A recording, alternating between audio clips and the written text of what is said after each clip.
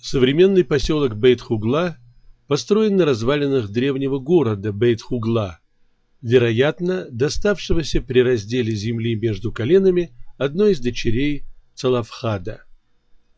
Название Бейт-Хугла сохранилось у поселившихся здесь арабов. Монастырь рядом называется Дир-Хаджле, а источник Эйн-Хаджле. При раскопках города найдены улицы, дома, водосборник, причем не только последнего византийского периода истории города, но и еврейских периодов первого и второго храмов. Раскопана только маленькая часть города, который существовал на этом месте больше 2000 лет. От времен Иошуа бен Нуна с XIV века до нового летоисчисления до периода Византии, VI век нынешней эры. Город жил за счет туризма в Гильгаль. Сюда приходили паломники посмотреть на 12 камней, поставленных Иошуа после чудесного перехода через Иордан. На древней мозаичной карте Мадбы на месте Бейт-Хугла показана церковь с 12 камнями Иошуа. С приходом сюда мусульман город пустеет и исчезает. Но 10 лет назад ситуация изменилась.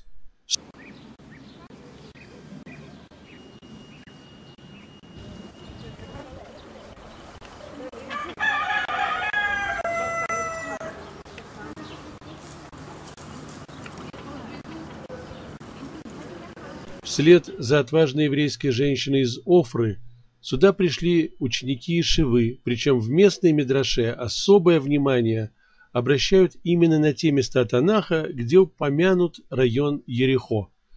Ученики мидраши чувствуют себя естественными продолжателями тех учеников, которые были у пророков Илияу и Илиши.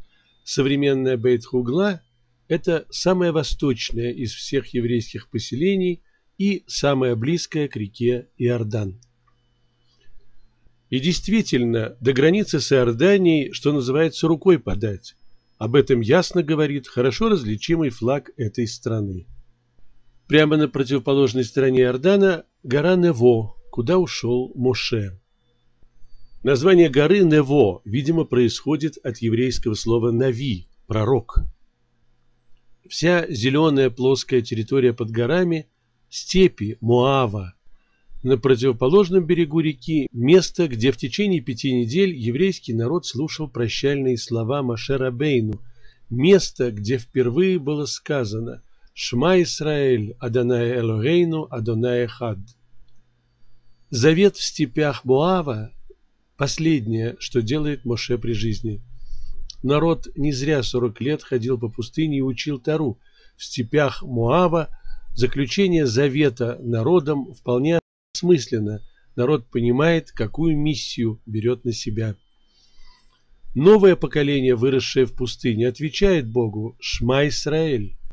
От голосов 2 или 3 миллионов евреев горы трясутся, и эхо этих голосов и по сю пору витает над степями Моава и Ерихо. После завершения завета в степях Моава Моше поднимается один на гору Нево, но прежде чем умереть, он оглядывает все вокруг, смотрит на землю обетованную. «Я дал вам то, что обещал Аврааму, Ицхаку и Якову. Наполняйте землю». Завет заключен не только с теми, кто стоял перед Иорданом, но и с нами, с теми, кто придет сюда и будет вспоминать эти события. После перехода через Иордан евреи перестают есть манну небесную, а начинают питаться тем, что дает земля, и вполне вероятно жарят лепешки из смеси местной съедобной минеральной глины и муки. Выпечку таких лепешек можно увидеть и сегодня в Междуречье, например. Многие события Танаха происходят в Гильгале. Обновление царства, когда Шмуэль посылает весь народ в Гильгаль, и там Шауль был поставлен царем над всем народом Израиля. Здесь, в Ерихонских степях, был взят живым на небо пророк Илияу.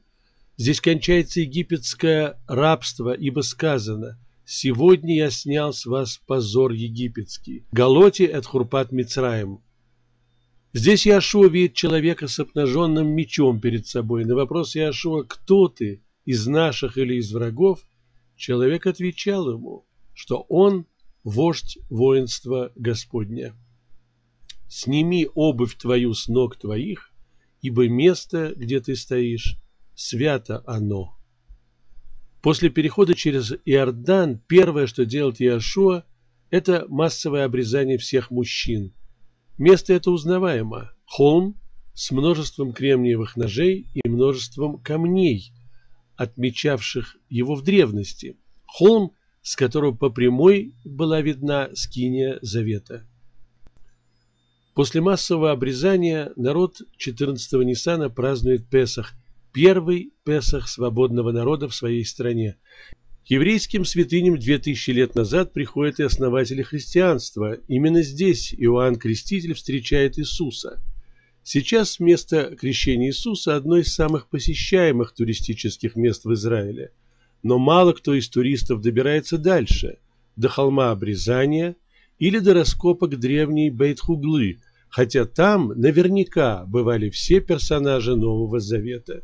И сегодня, глядя на степи Моава и Иерихона, мы можем успокоить Моше и Иошуа. То, что они сделали для народа Израиля, было не зря. Несмотря на 3500 лет, прошедших со времен Иошуа, на 2000 лет галута, на преследование, на уничтожение, мы здесь. Мы сильнее, чем народ во времена Моше и Иошуа. Мы сильнее, чем когда бы то ни было в нашей длинной еврейской истории. Мы благодарны за уже сбывшиеся пророчества. Мы помним свои корни и обещаем реализовать все те пророчества, которые еще не воплощены в жизнь.